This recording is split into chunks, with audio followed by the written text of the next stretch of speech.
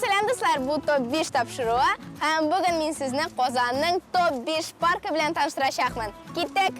Birinchi park Gorki parki. O'zenshaliklar landshafti orqasida ona Rus Shvetsariyasi deb ataylar. Bunda skateboardda yurib, sport bilan shug'ullanib, gazonda yol etib piknik yasab bo'ladi. Parkning tub xo'jalari tiyinlar. Shunga ko'ra bunda kelganda o'zingiz bilan shiklavklar olirga unutmag'iz. Ikkinchi park Jingu parki. Bu park Qozon shaharining Yangi Savin rayonida o'rnashgan. Park Sovetlar Soyuzining harbiy arsenalining memorial kompleksi. Parkka kelganda har kimni 42 metrli Jingu ordenining stellasi qarshi oladi. Kelasi park Shirikul parki. Bu eng burungi parklarning birisi. Ko'ru yo'lida sizni g'oshiqlar arkasi kutadi. Bu arka bek o'zinshalikli. Оның turli yoqlarına bosib silasang, seni bir kimda eshitmayashak. Bora tek qoshunda turishig'ina. 4-chi park Uritskiy parki. U shaharimizning Moskva rayonida o'rnashgan qiziqli o'rin.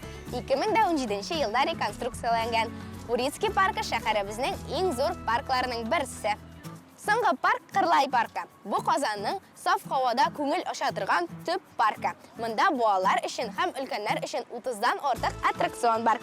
Park shortli ravishda 3 ulushga bo'linadi. Bu ekstremal ulush, oila ulushi ham bolalar ulushi. Do'stlar, sof havoda ko'proq yo'l etingiz. Bugunga sog' bo'ling'iz.